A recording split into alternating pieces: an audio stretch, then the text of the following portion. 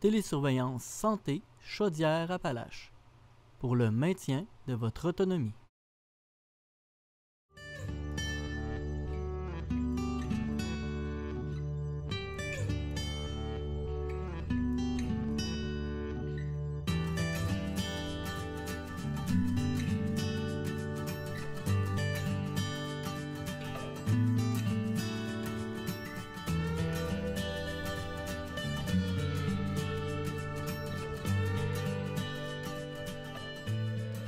Bonjour, bienvenue à Info Aînés, une série d'émissions qui aborde les réalités des aînés sur notre territoire et les services qui leur sont offerts. Cette semaine, je reçois Caroline Turgeon, qui est courtière en service au 6 Chaudière-Appalaches, qui est relié au CLSC de Thetford. Bonjour, Madame Turgeon. Bonjour. Ça va bien? Oui, merci, vous aussi. Ça va très bien, merci. Oui. D'abord, pouvez-vous nous expliquer qu'est-ce qu'une courtière en service au 6? Oui. Et les acronymes, on peut peut-être les expliquer les pour nos définir, auditeurs. exactement. Donc, le 6 de Chaudière-Appalaches, c'est le Centre intégré de santé et services sociaux de Chaudière-Appalaches. Nous, on traite le secteur Thetford ici, donc le volet CLSC qui touche plus le secteur du soutien à domicile. Une courtière de service, en fait, mon rôle, c'est de faire affaire, faire des liens avec les partenaires, les organismes communautaires, les résidences privées pour les personnes aînées. Faire ce lien-là entre ces instances-là et les intervenants sociaux ou tous les professionnels qui sont au sein de l'équipe du soutien à domicile. Quel type de service vous offrez? On parle des services de maintien à domicile, donc on peut parler autant des services qui vont aider les gens là, dans leur milieu de vie, soit des soins d'hygiène, des services d'aide à la personne. Il y en a qui ont besoin de soins d'hygiène, il y en a qui ont besoin d'aide le matin, exemple, pour starter leur journée, comme on dit. Donc, pour débuter la journée, pour terminer la journée, de l'aide en cours de journée. On a des proches aidants qui ont besoin de répit aussi. Donc, c'est des services qu'on peut offrir là, pour le maintien à domicile. Il y a des services aussi qui sont offerts par les professionnels au sein de l'équipe. On est une grande équipe là, au soutien à l'autonomie des personnes âgées. Donc, on peut avoir des travailleurs sociaux qui vont faire des suivis psychosociaux, des suivis aussi pour des plans de services qui vont être mis en place à domicile. On va avoir ces mêmes professionnels-là qui peuvent faire des évaluations pour des régimes de protection, puis différentes évaluations comme ça. On a les soins infirmiers aussi, les services de soins infirmiers qui vont pouvoir faire des suivis au niveau de la santé plus physique, suivi de plaies, prise de sang, toutes sortes de soins comme ça. On a les ergothérapeutes aussi qui font des suivis principalement au niveau de toute l'adaptation du domicile. Des fois, on a des gens qui vont avoir une perte d'autonomie, qui vont avoir besoin d'aide pour fonctionner au quotidien, mais ça peut être des aides techniques qu'on appelle. Au lieu que ce soit quelqu'un qui les aide, il peut avoir des outils pour les aider là, à adapter leur milieu de vie pour qu'ils puissent continuer à fonctionner là, de façon autonome. Donc, les ergothérapeutes sont là. On a les physiothérapeutes aussi qui sont là pour toutes les capacités physiques, l'évaluation pour la marche, les besoins d'aide à la marche et toutes sortes de choses comme ça. Donc, les physiothérapeutes peuvent être là, faire des plans de traitement pour la réadaptation, pour reprendre de l'autonomie, reprendre des capacités. On en a plusieurs professionnels, comme vous pouvez voir, là. On a nos inhalothérapeutes qui sont là pour toutes les fonctions respiratoires. On a les nutritionnistes qui sont là pour l'alimentation, des textures particulières selon les problématiques. On a nos auxiliaires en services de santé et sociaux qui sont là pour donner, eux, les services d'aide à domicile que je parlais initialement. Donc, pour aller dans les milieux de vie puis faire l'aide à domicile. Donc, tous ces gens-là là, font partie de l'équipe du soutien à domicile là, ici à Thetford au CLSC. Ils sont là pour évaluer les besoins. Là. Grande équipe? Très grande équipe. Vous avez combien d'employés à peu près? On a à peu près autour de 70 employés en tout. Et est-ce que c'est des employés qui vont aussi donner des services, disons, directement au CLSC et à domicile? Principalement à domicile. Dans l'équipe que je viens de vous nommer, là, c'est des gens qui se déplacent pour aller dans les milieux de vie, pour aller évaluer dans les milieux de vie. On se doute de la réponse, mais l'objectif derrière tout ça? L'objectif, c'est le maintien à domicile, on s'en doute bien. Les gens qui souhaitent demeurer à domicile, et quand je parle de domicile, je parle aussi de résidence privée pour personnes aînées. Les gens qui souhaitent demeurer souvent dans leur milieu de vie le plus longtemps possible. Nous, on est là pour les supporter, évaluer, s'assurer qu'ils sont en sécurité. Hein? C'est pas à n'importe quel prix qu'on veut faire ce maintien-là à domicile. Donc, on veut pouvoir les aider là, à aller au bout là, de leurs souhaits. Puis ces services-là, est-ce qu'ils sont toujours offerts par des employés du CIS ou est-ce que vous avez aussi... Non, principalement par les employés du CIS. Les professionnels que j'ai nommés tout à l'heure, c'est vraiment des employés du CIS. Par contre, des fois, on n'est pas en mesure de tout desservir. On va faire affaire avec des partenaires, avec la coopérative de services à domicile. On peut faire affaire avec des agences privées aussi pour donner les services qui sont... vraiment là, dans les maisons, là, quand on parle d'aide, d'assistance là, à la personne. On fait affaire aussi avec des partenaires au niveau des organismes communautaires. On a plusieurs partenaires, si je nomme la Société Alzheimer, l'Action volontaire, l'Association de l'Action volontaire Appalaches, entre autres, pour desservir, faire du soutien aux proches aidants, donner de l'information sur la maladie d'Alzheimer, offrir des petits blocs de répit aux différents services comme ça. Donc, on fait affaire vraiment avec plusieurs partenaires, là. C'est un travail d'équipe, mais pas juste au niveau du CIS.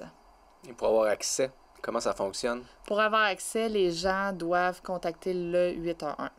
Simplement, il y a un seul numéro à retenir, c'est pas le CLSC. Auparavant, c'était le CLSC. Maintenant, c'est le 811.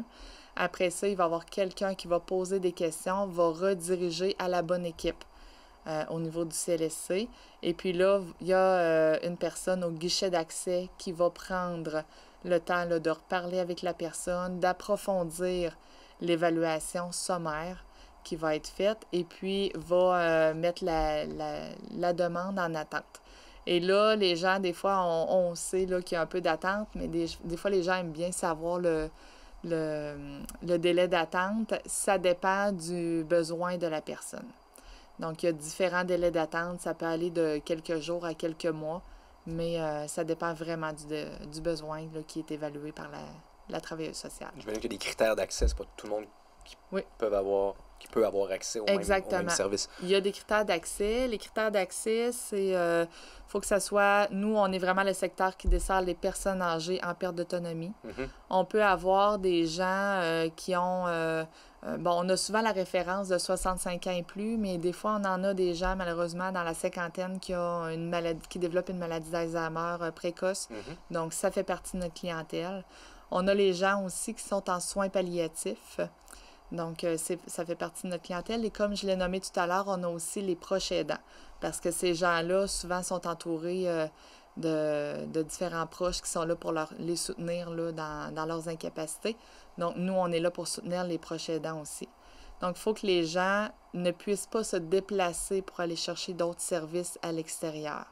On parle souvent là, de gens qui ont une perte d'autonomie. On pense souvent aux gens qui ne peuvent pas se déplacer parce qu'ils ont une perte d'autonomie physique, mais ça peut être aussi des gens qui ont des troubles cognitifs. Puis des fois, quand on les déplace à l'extérieur, ça les désorganise. Donc, à ce moment-là, on va donner les services là, à domicile. Et qu'en est-il des plus jeunes qui sont en perte d'autonomie? Plus jeunes en perte d'autonomie, là... C'est-à-dire avant 50 ans, disons. Avant 50 ans. Ça dépend des situations. Là. Ça dépend aussi, il y a une question de diagnostic. Il y a une autre direction là, qui peut les prendre en charge. La direction pour les gens qui ont une déficience physique, une déficience intellectuelle ou un trouble du spectre de l'autisme, là, il y a une autre direction qui peut les prendre en charge. En ce qui concerne la couverture sur le territoire, est-ce que vous pouvez vous déplacer partout? On se déplace partout sur tout ce qui est situé dans la MRC des Appalaches. Donc, on peut se rendre jusqu'à, si je nomme quelques points, aux extrémités, Sainte-Praxède, Saint-Jean-de-Brébeuf, Saint-Jacques-de-Lydre, Saint-Méthode, East Broughton, Sainte-Clotilde. On se déplace vraiment partout, tout le territoire sur la MRC des Appalaches. OK. Est-ce qu'il y a des coûts pour ces services-là? Il n'y a pas de coût proprement dit. Les services de professionnels, assurément, il n'y a aucun coût qui sont reliés. Pour les services d'aide à la personne que je nommais tout à l'heure, c'est les professionnels qui vont évaluer les besoins. Sur la base de l'évaluation, il y a un plan de service qui va être fait. Et par la suite, là, le professionnel va mettre en place ces services-là. Sur les services évalués, il n'y aura pas de frais qui vont être chargés, là, facturés à la personne. Des fois, là, il y a, au niveau du répit, il y a peut-être quelques dollars là, selon un taux horaire établi là, qui peut être facturé au proche aidant, à la personne, là, à l'usager. Mais sinon, là, majoritairement, il n'y a pas de coûts là, qui sont reliés à ces services-là. Donc, c'est couvert par la RAMQ. Oui, nous, on ne fonctionne pas nécessairement c'est couvert par le CIS, en fait. On pourrait plus y aller comme ça. Période de pandémie, Oui. qu'est-ce qui arrive lorsque vous avez à vous déplacer chez les gens? Est-ce qu'il y a eu des interruptions de service ou est-ce que vous avez pris des mesures particulières? On a pris les mesures qui étaient en vigueur, hein? Le port du masque, la distanciation, toutes les consignes sanitaires qui étaient à respecter ont été respectées. Un certain moment pendant la pandémie, on a dû revoir en fait toute la clientèle qui avait des services et voir s'il y avait quelques services qui pouvaient être temporairement mis de côté. Donc, ça a été fait, un peu de délestage de services qu'on appelle. Toutefois, là, tout est revenu à la normale. Là, ça a duré vraiment une courte période. Là. Ça a été très temporaire, mais tout est revenu à la normale. Là. C'est sûr qu'il y a eu une intensité, hein, comme tout le monde qui a vécu la pandémie, là, mais tout est de retour à la normale. Donc, ces services-là, est-ce qu'on a nécessairement besoin d'avoir justement des besoins à long terme pour y avoir accès? Non, en fait, la clientèle qui a besoin de services seulement temporairement peut avoir accès aussi à ces services-là. Autant les services d'aide à domicile que j'ai énumérés tout à l'heure, puis il peut y avoir aussi des instances où est-ce qu'ils peuvent aller en convalescence.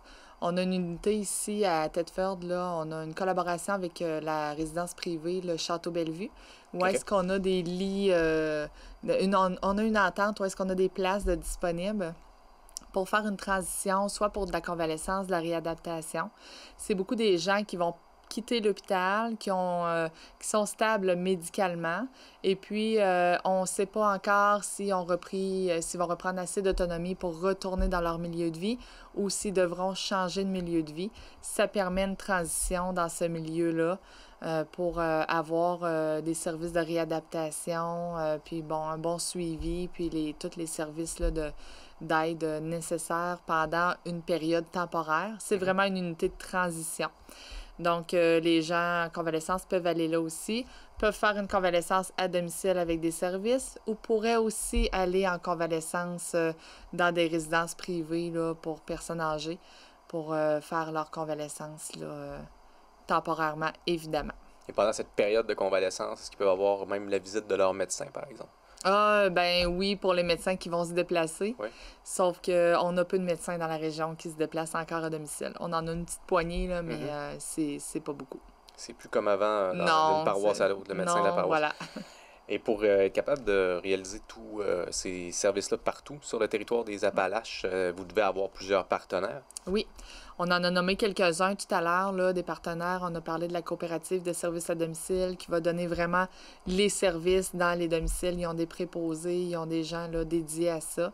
J'avais abordé aussi l'Association de l'action volontaire qui, eux, vont plus soutenir les proches aidants. Vont faire des groupes de soutien aux proches aidants, vont faire des suivis individuels pour les proches aidants, vont faire aussi des groupes de stimulation pour les gens atteints de troubles cognitifs pour permettre un répit aux proches aidants là, en même temps. On a la Société Alzheimer que j'ai nommée tout à l'heure qui peuvent donner de l'information, du soutien aussi, des groupes de soutien pour les personnes atteintes de maladie d'Alzheimer et leurs proches aussi. On a les petits frères aussi qui sont des partenaires pour les gens qui sont âgés de 75 ans et plus et qui vivent de l'isolement, donc peuvent faire un jumelage. On a aussi, je les nomme un petit peu plus en rafale. On a Concertation Beau-Lac-Gardebay, qui est une association bénévole dans le coin de Disraeli. On a Albatros, qui est un mouvement aussi bénévole pour les gens qui sont en soins palliatifs. On fait affaire aussi avec le groupe Cancer et Vie pour les gens qui sont atteints de cancer et supportent aussi leurs proches là, pour les soutenir là, dans les épreuves qu'ils vivent. Donc, je fais le tour rapidement. Je ne veux pas en oublier. C'est sûr que je ne peux pas nommer tout le monde. Mais on fait affaire aussi beaucoup avec les médecins, avec les pharmacies. C'est une collaboration qui est nécessaire parce qu'on doit avoir les suivis médicaux. Donc, on fait affaire avec beaucoup de partenaires parce qu'on ne peut pas faire ça tout seul. Non, effectivement. Quel type de partenariat, c'est-à-dire quel type d'entente vous avez? Par exemple, est-ce qu'il y a des fonds qui viennent du ministère pour subventionner des organismes communautaires qui vont dans la même...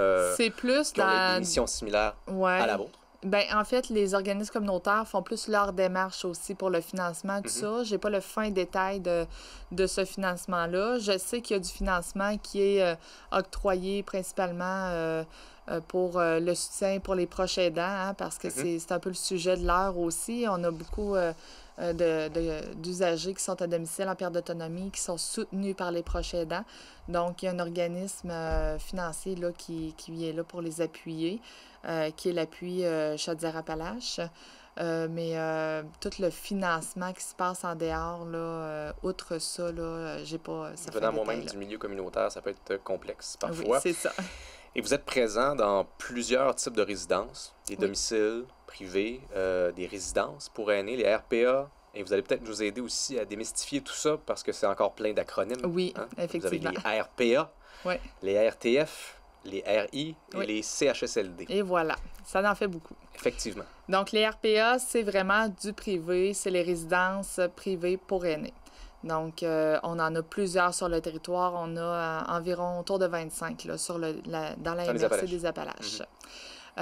C'est le volet privé. Les gens vont signer un bail avec les propriétaires. C'est des ententes qui se font entre eux, avec ou sans service. Ils ont différentes offres de services. Et puis, c'est vraiment du domaine privé. Nous, on ne s'ingère pas dans le volet privé. On collabore avec eux, on veut être au courant de leur offre de service, mais on n'est pas décisionnel dans leur offre de service. Si jamais on veut voir pour du développement de service, on peut travailler avec eux en collaboration, mais c'est pas nous qui allons décider. Là. Pour eux, c'est vraiment du domaine du privé. Les RTF, RI et CHSLD que je vais définir, c'est tout du domaine public, pardon. Donc, tous du domaine public. Donc, les RTF, c'est les ressources de type familial. Souvent, on va entendre parler de familles d'accueil. C'est des plus petits milieux. C'est vraiment des milieux familiales qui vont accueillir des gens en perte d'autonomie qui ont besoin d'un encadrement un petit peu plus léger, qui ont besoin d'encadrement, mais il n'y a pas une intensité de service. Les résidences intermédiaires, donc nos RI, à ce moment-là, on est peut-être à un niveau d'intensité de service un petit peu plus élevé. Souvent, des services de nuit qui sont nécessaires, des fois des comportements gérés aussi, un plus grand besoin de services au quotidien, au niveau, une plus grande perte d'autonomie là, chez l'usager. Quand on passe au centre, au CHSLD, là, Centre d'hébergement de soins de longue durée, là, à ce moment-là, c'est l'ultime hébergement, finalement. Donc, c'est le dernier centre en niveau d'intensité. Souvent, il va y avoir des besoins médicaux, il va y avoir une plus grande perte d'autonomie. Donc, plus de soins à donner au quotidien, plus de soins infirmiers aussi, ce qu'on ne retrouve pas dans les autres niveaux. C'est des niveaux différents. Par contre, c'est pas nécessaire de passer d'un niveau à l'autre niveau à l'autre niveau. Là, on peut passer du domicile au CHSLD directement. Il n'y a pas d'escalade là, nécessaire, pas d'étape nécessaire. Par contre, pour avoir accès aux établissements publics, on doit nécessairement passer par une évaluation d'un travailleur social et une évaluation médicale faite par le médecin. Ces deux évaluations-là se rendent à un comité qui établit là, le lieu où est-ce que la personne pourra avoir réponse à ses besoins. Donc, entre les 3 établissements que j'ai nommés. C'est vraiment ce comité-là qui va déterminer l'accès à la résidence qui sera ciblée. Ça ne sera pas le médecin qui va déterminer l'accès, ça ne sera pas l'usager. Ça va être vraiment selon les besoins identifiés. l'usager peut décider, peut faire son choix. Si c'est un CHSLD, peut choisir un CHSLD dans la région puis nommer sa préférence. Et quand il y aura de la place à cet endroit-là, on lui proposera, mais il pourrait faire une transition ailleurs auparavant, là. Donc, vous êtes présent dans tous ces milieux-là. Oui, on est présent dans tous ces milieux-là, mais c'est une équipe là, différente là, parce que, bon, les soins infirmiers sont présents dans chacun des milieux. Exact. Donc, c'est vraiment une équipe différente. Alors, merci beaucoup, Mme Turgeon. Merci. La semaine prochaine, on poursuit sur la même veine, en fait, puisqu'on va parler à votre partenaire, Mme Véronique Gosselin, qui est directrice de la coopérative de services à domicile. Donc, je vous remercie beaucoup et on se retrouve la semaine prochaine.